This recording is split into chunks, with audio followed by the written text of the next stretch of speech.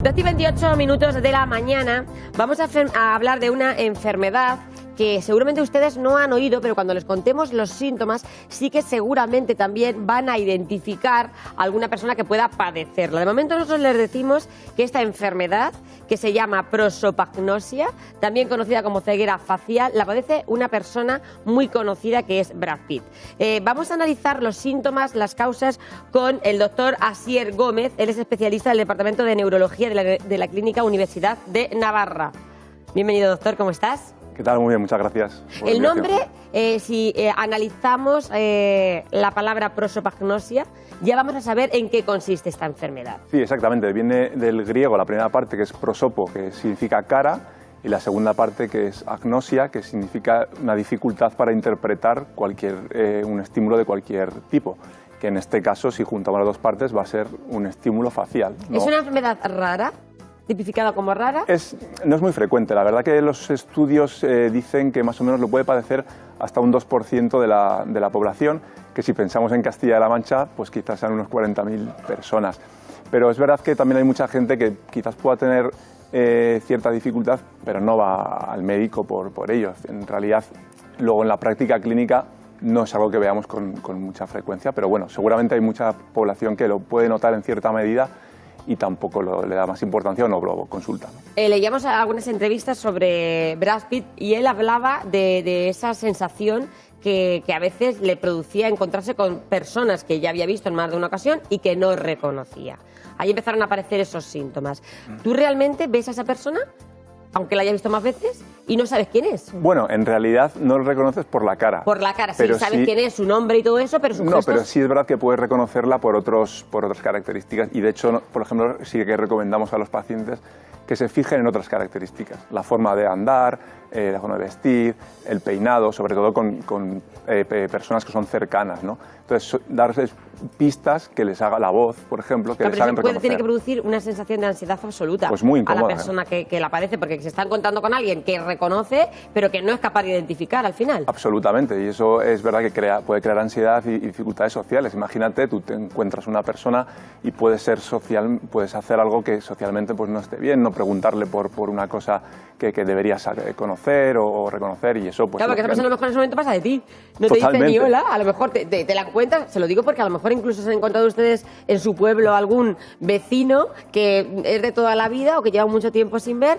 y se ha comportado de esa manera, pues a lo mejor puede padecer esta ceguera facial. A veces nosotros en nuestra cabeza, que es muy inteligente, se hace una composición de los gestos y tenemos esas fotografías grabadas, ¿verdad? Ese álbum de fotos en nuestra cabeza de todas las personas que conocemos.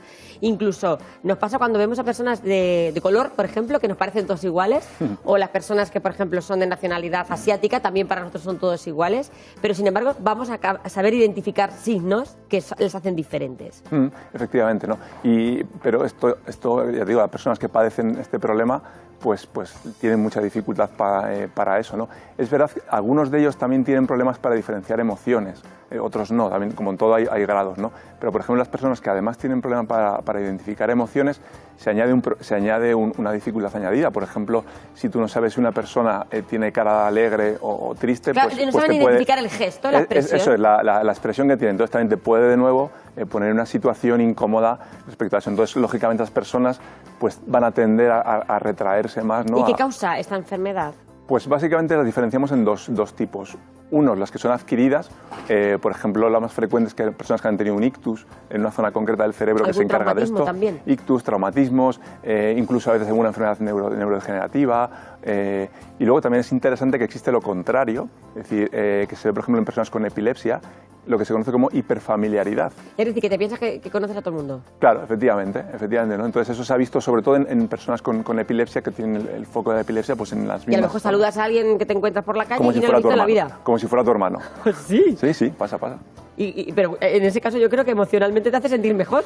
Hombre, bueno, a lo mejor te genera incomodidad final, también, claro, pero... al final, aparte que eso ya asociado a otros síntomas, te puede lógicamente pues crear dificultad. ¿Sí? O sea, es la otra parte de la otra cara de la enfermedad.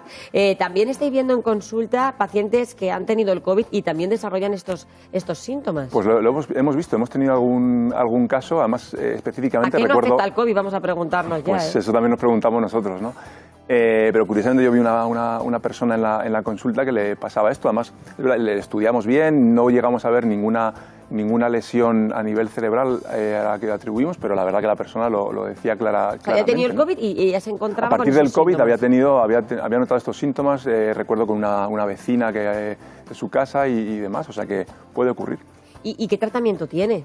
Pues sobre todo esto se hace lo que llamamos rehabilitación cognitiva. Es decir, igual que uno se rehabilita las rodillas y la han operado, Eso es. cuando uno tiene algún problema a nivel cognitivo también se puede rehabilitar. Y lo que se hace es, bueno, entrenar poniendo caras, pues por ejemplo, de personas famosas para intentar reconocerlas, o poner una cara y después esa misma cara mezclada con otras, intentar que lo identifiquen. Caras con diferentes, hay test que caras con la misma cara con diferentes ángulos o diferentes grados de luminosidad. Es decir, es un poco hacer un ejercicio, ir entrenando eso poco a poco. ¿Puede ir avanzando la enfermedad? O sea, la enfermedad puede... Va a depender de la causa. ¿Tiene grados? Va a depender de la causa, ¿no? Por ejemplo, si es un ictus, que es algo muy establecido, pues probablemente no avance, incluso puede mejorar. Si estamos hablando que esto va dentro de una patología degenerativa, pues lógicamente podría ir empeorando, ¿no? Y luego también está un poco la parte de las personas que nacen un poco con ello, que se ve desde niños. Y desde niños encuentras a un niño a lo mejor que incluso podría ser diagnosticado como autista. Puede llevar a un error. Es verdad que personas con autismo pueden tener diferentes problemas de este tipo, pero también puede haber niños que tengan esto y no tengan un autismo, ¿no? Entonces, curiosamente también cuando empiezan a esa edad suele haber a veces hay agregación familiar, es decir, suele ser algo más genético, ¿no? Es decir, otros familiares... También un componente genético ahí importante. Puede haber, en esos casos puede haber un componente genético. Claro, a lo mejor un niño que siempre que ve a alguien, pues como que extraña, ¿verdad? Puede tener dificultades a la hora de reconocer a profesores, puede tener dificultades a la hora de seguir, por ejemplo, una serie de dibujos porque no reconoce bien a los personajes. Claro, incluso a la hora de ver sus propios dibujos infantiles no reconoce a los personajes, aunque le hayamos puesto los dibujos en varias ocasiones. Efectivamente, ¿no? O sea, ahí podríamos, para que los padres estar atentos. En adultos puede pasar que no reconozcas bien los personajes en una película, pues en niños lo mismo, pero en dibujos animados, ¿no?